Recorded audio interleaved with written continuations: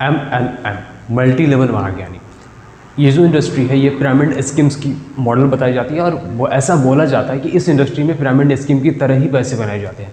But pyramid schemes में 90% लोग fail होते थे और 10% लोग पैसे बनाते थे। 10% मतलब 100 में से 90 लोग फेल हो जाते थे और 10 लोग पैसे बनाते थे। बट MLM इंडस्ट्री में ये बिल्कुल अलग है। यहाँ पर 99.6% फेल होते हैं और 0.4% लोग पैसे बनाते हैं। मतलब उससे ज़्यादा फ्रॉड हो रहे हैं, उससे ज़्यादा लोग फेल हो रहे हैं। आप समझ सकते हो कि 0.4% सक्सेस रेट है। इस तरीके से तो आप कोई भी बिजनेस कर सकते हो। क्यों फिर वो छोटे छोटे पैसों की चीज़ें उन सिस्टम्स पे कोई भी इंसान बना रहेगा। अब जब हम आगे बढ़ते हैं और ये 0.4% की बात करें ना, तो बिल्कुल दुनिया के 1% लोग बिलियनियर्स हो सकते हैं और अलग अलग कॉन्सेप्ट है। तो ये 0.4% लोग प्रोडक्ट सेल करेंगे, बिल्कुल कंसेप्ट अलग है।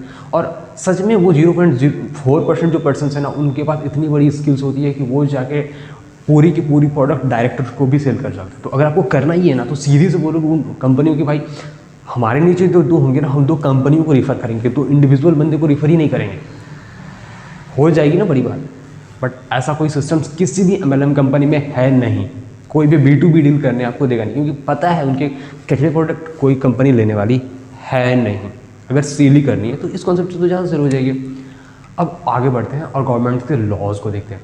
गवर्नमेंट के लॉज ने क्लियरली ड्यूटी मतलब क्या करोगे एज ए डायरेक्ट सेलर और कंपनी क्या करेगी क्लियरली मेंशन है। आप इसमें मैं बहुत ज़्यादा डीप नहीं जाऊँगा, बस एक पॉइंट पर बात करना चाहूँगा जिसमें क्लियरली ये मेंशन करी हुई है कि एज अ डायरेक्ट सेलर आप प्रोडक्ट की टेस्टिमोनियल नहीं दे सकते हो। बट किसी भी सेमिनार में जाओ, किसी भी वेबिनार में जाओ, आपको दिखेंगे वो डायरेक्ट सेलर ही प्रोडक्ट की टेस्टिमोनियल दे रहे हैं। भाई मैंने भी यूज़ करी, मेरे ये फ़ायदा हो गया।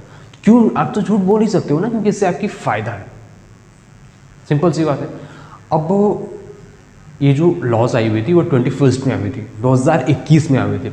उसमें एक चीज़ छूट गया था, क्योंकि कंपनी तो ना पड़ी थी और जो डायरेक्ट सेलर थे उनके लिए तो कंडीशंस बन चुके थे, बट ये नेटवर्क उनका पूरा ग्रुप छूट जा रहा था।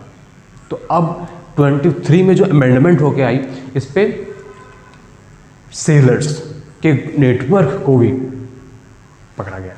अब सिंपल सी बातों को मैं बोलना चाहूँगी कि अगर आप डायरेक्ट सेलिंग बिजनेस करते हो, आप एज अ डिस्ट्रीब्यूटर हो, आप कोई गलत बात करते हो तो कंपनी ना पेगी, आपको भी पनिशमेंट हो सकती है। और आपके पूरे नेटवर्क को जो जो उस प्रोसेस में इन्वॉल्व थे, तो संभल जाओ। और चलो हर चीज़ को हटा देते हैं, फिर भी लगता है किसी को कि नहीं मेरे लिए डायरेक्ट सेलिंग सही है, तो सही है तो आप सच में देखो ना क्या चीज़ें कर रहे हो, क्या नहीं कर रहे हो। और सिंपल सी बात है कि अगर मुझे सेल ही करनी हो, मैं पर्सनली बोलता हूँ कि मुझे किसी कंपनी डायरेक्ट सेलिंग कंपनी में जानी है और मुझे सेल करनी है, तो क्यों मैं उस इंसान को सेल करूँगा जिसके पास किट के पैसे नहीं है, प्रोडक्ट के पैसे नहीं है, या मोटिवेट हो गए वो कहीं से लोन लेके छोटे से अमाउंट पे करे। क्यों ना मैं वो प्रोडक्ट किसी बड़ी कंपनियों को सीधे B2B डील करूँ, वो हाई लेवलिंग पे प्रोडक्ट को दे सकते हैं और तरह तरह की चीज़ें कर सकती है और पैसे भी ज़्यादा बनेंगे। कंपनी को भी ज़्यादा प्रॉफिट है, मुझे भी ज़्यादा प्रॉफिट है। बट आप मुझे कमेंट करके बता दो ऐसी कौन सी डायरेक्ट सेलिंग कंपनी है जो आपको B2B deal, white labelling deal करने अलाउ करती है। और इस वीडियो को हर उस इंसान तक शेयर करो जो डायरेक्ट सेलिंग करना चाहता है या कर रहा है, और स्पेशली हर यूथ को जो बिजनेस बोल के डायरेक्ट सेलिंग को एंटरप्रेन्योर्स बोलते हैं। बट एंटरप्रेन्योर्स की सबसे बेसिक मीनिंग ही ये होती है ना कि इनोवेटिव बिजनेस। बट क्या डायरेक्ट सेलिंग में क्या होती है? बस वही प्रोडक्ट लो, वही उसी तरीके से सेल करो। इसमें इनोवेटिव क्या हो रही है? ये तो बिजनेस के कॉन्सेप्ट के ये अगेंस्ट है। और कंप्यूटर आपके बगल में पड़े हुए, आप अगर लग भी रहा है कि इस बिजनेस पे आप सर्वाइव कर सकते हो, ऐड चलाओ, आपके ऐड के पैसे किसी को हो सकता है प्रोडक्ट अवेयरनेस हो जाए और वो अपने घर में ही उसको, घर के बगल में, या फिर हो सकता है उसका भाई ही, कोई भी हो सकता है उसके घर में, उससे वो प्रोडक्ट ले लेगा। फिर कैसे बिजनेस, किस तरीके की बिजनेस में क्या फ्यूचर है? वीडियो अच्छा लगा हो तो लाइक कर लो, बुरा लगा हो तो डिसलाइक कर दो। दोनों ऑप्शंस हैं, आपको ये बुरा लगा हो, और स्पेशली मैं नेटवर्क मार्केटर से बोलना चाहता हूँ जो इस बिजनेस से जुड़े हुए हैं, अगर आपको ये कॉन्सेप्ट बुरी लगी तो डिसलाइक करो, मुझे कोई फर्क नहीं पड़ता है। और जो चाहते हैं कि ये सच में बुरा हो रहा है डायरेक्ट सेलर्स या जो यूथ के साथ, तो आप इस वीडियो को ना 3 लोगों को शेयर कर दो।